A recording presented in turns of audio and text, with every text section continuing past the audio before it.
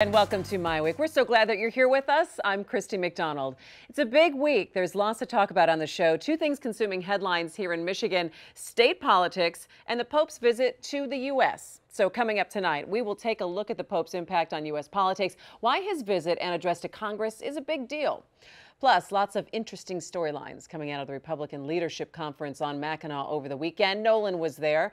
We'll talk presidential candidates, possible 2018 governor buzz, and Courser Gamrat banking on their constituents to vote them back in office. And we will end with a look at how one Detroit park has a big influence on its surrounding community. It's all coming up for you tonight on MiWeek. But we are starting off with Michigan politics, the Republican presidential campaign trail, and if it's ever too early to think about 2018. So let's bring in Nolan Finley from the Detroit News and Stephen Henderson of the Detroit Free Press. Hey guys.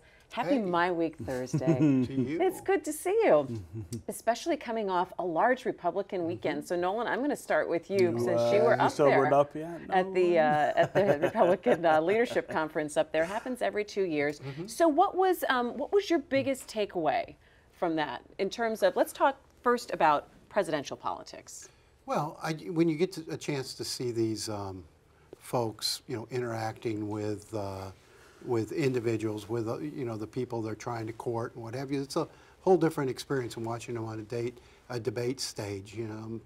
Jeb Bush, I've heard him give 2 or 3 speeches over the last year, and his speech Friday night was as passionate and presidential, if you will, as I've heard him speak. And if he could project that sort of passion, that sort of energy, Trump keeps accusing him of being low energy. If he could project that sort of commanding presence that he did Friday night to a broader audience or on the debate stage somehow, although it's not really conducive to that, I think you would see Jeb Bush taking off a little. But there were some, they all, I think, had their supporters up there, and they all were impressive in one way or the other. But, I mean, there's clearly a divide in that party between those who want nothing to do with the establishment and those who are establishment Republicans, and it was interesting to see. What was your reaction to Carly Fiorina and the people who were surrounding her? I'll tell you what, it was interesting to see. I mean, she was a rock star up there. I mean, I'll give you an example. On Saturday evening, she held a reception at Horns, jam-packed. Horns Bar, I was just going to say, right. up to Mackinac Everybody Island. knows. Everyone knows where Everyone Horns knows exactly Bar what is. you're talking about. Jam-packed, just absolutely, and people lined up to get in, waiting for somebody to come out so there would be room for them to get in. You walk up the street, Kasich's got one at the Village Inn, and Cruz has got one somewhere else, and they had like 30, 40 people inside there. I mean, she sucked everything dry. She drew most of the national media Saturday night. Was it because of her message, or is it because that she is now getting very close to front-runner status? I think she's the latest to surge, and I think it reflected that. And as I said, the national media showed up Saturday night for her speech. She's hot now, and I think you're gonna see that for the next several months, or at least next few months. Anyway, you're gonna see people, rise and make a run and then sort of fall back, and it'll be interesting to see if anybody can sustain. All right, so Stephen, people at home might be going, okay, so why do I care about all the Republicans who met up there on Mackinac Island with these candidates? What do Republicans in Michigan bring back from that weekend? Well, I mean, I think again, the chance to see these candidates up close is the biggest thing that you get. Is the times that I've gone, I've really appreciated the chance to either talk with some of these candidates or at least hear them interact in a way that's not as staged, I think, as what you see on television. This year we sent another staffer from the Free Press editorial page, Nancy Kaffer, up because she had not been before. One of her takeaways from the particular race is this divide between Jeb Bush, Marco Rubio, the more serious candidates in the race, and the ones who seem to just be trying to create the viral moment, right? Saying something that catches fire and riding that until it sort of peters out. Jeb Bush ultimately, I think seems much more like a likely nominee than most of the others, and at some point he will appeal to more of the people who are looking for a president as opposed to looking for a moment, which is some of what explains Ben Carson and Donald Trump and even Carly Fiorina. Okay, so that's an interesting concept. So the viral moment. When do you think then, Nolan, and we are going to get to a point in this race where we're beyond that? Is that essentially your way of saying, Stephen, well, when people get serious about stuff? I'm sorry, I didn't mean to bang my watch on the table in emphasis. I mean, you're starting to see some candidates, some pretty impressive candidates, or people who thought they could be president at one point and had some support. You're starting to see them trail off as the money, either holds back or goes elsewhere.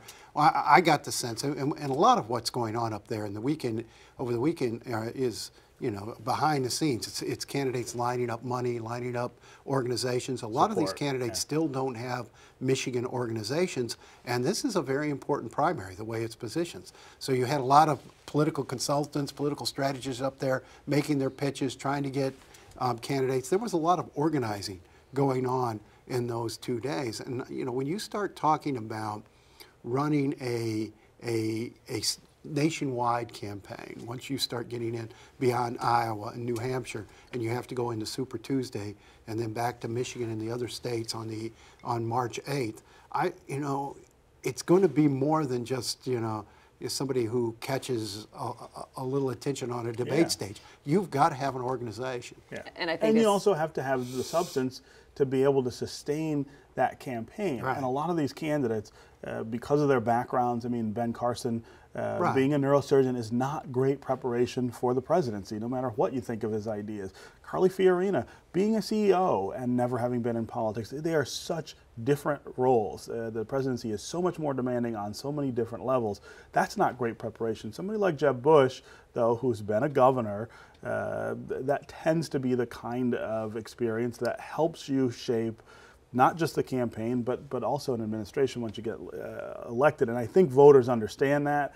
Right now, there's very low stakes. What difference does it make who you say you like right now? No one's voting yet. January comes around, I think some of this stuff will turn. Yeah, maybe a little bit of a different story. Hey, I want to talk about the 2018 governor's race here in Michigan, because it's never too early to really start covering another race. But I think some of the interesting stuff that was coming out of Mackinac was hearing about Candice Miller. That was what I was really interested in hearing. Do you believe that she's going to run, Nolan? She sure looked like she was. And a lot of people went up there thinking, oh no, they believed her when she said she wants to leave Washington, spend more time with her family. Well, apparently she thinks you can come back to Michigan and spend more time with your family too, because her presence was big up there. Her support was strong. I asked her, Ingrid Jackson, I wrote a column on Monday about that, and we talked to her up there at Bill Schuette's reception. And she said, yeah, I'm up here kicking the tires. This is absolutely a testing of the waters.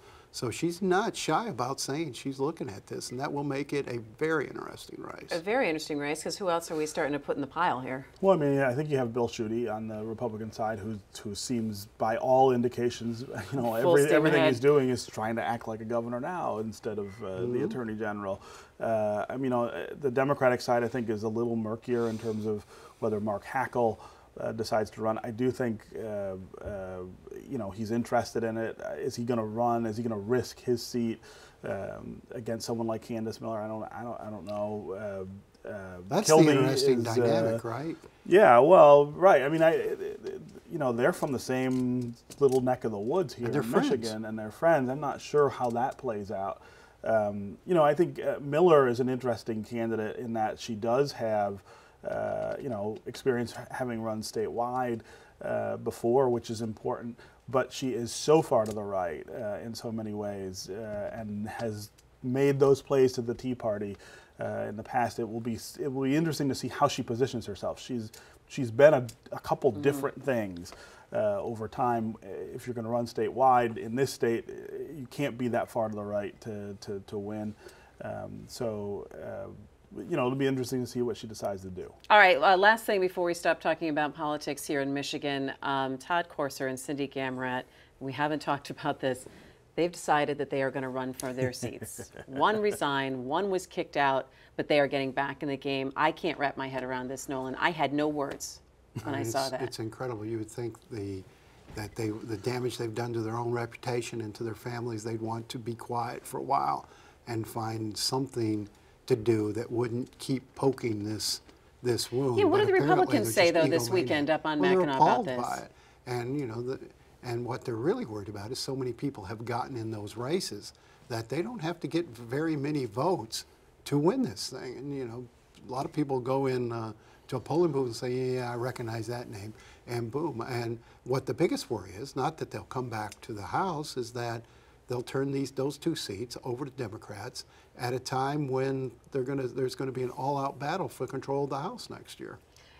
Yeah, you I think get that's the last word on this That one. seems unlikely, at least in. If those 2 are on the ballot, you think that? I don't know, but I don't think they have a prayer. those are winning very election. solidly Republican They districts, are, both of them. They are, but if you put a Courser and a Gamrat on that maybe. ballot, I don't think you win. Yeah. Nobody you might get believes people turned out. they can win in a general election. Yeah. They may win in a crowded primary. Well, and that's how the worry. that's how they got the seats in the first place. Was that those were very crowded primaries, and I don't know, it was those are- 1,200 votes or so got you into the seat.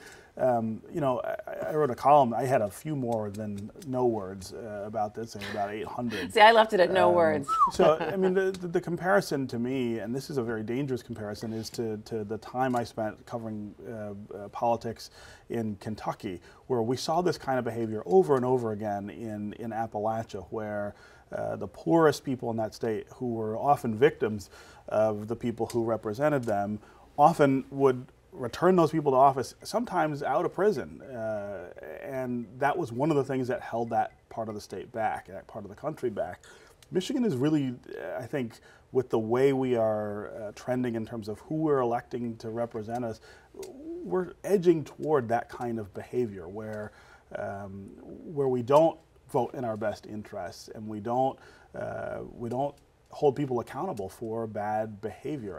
And I think if the 2 of them, if either of the 2 of them is to win this election, it really sends a bad sign about politics in the state more generally. In my We're churning through political talent here so rapidly with term limits. Right. And one of the things that struck me while I was on the island, I mean, why even get to bother to know these representatives and senators? They're here and gone, and so many of them look like, you know, our interns at work. You know, they're in their 20s, they're in their early 30s. Yeah, but there's nothing wrong with young people if There's they're ready to do There is if they're ready to certainly do not. the work. There's certainly Unfortunately, you have these people that if you say you're not going to get to know their names, they're the ones that are making these crucial decisions And there's about nothing wrong. roads, There's schools, nothing wrong infrastructure. with fresh faces or young people.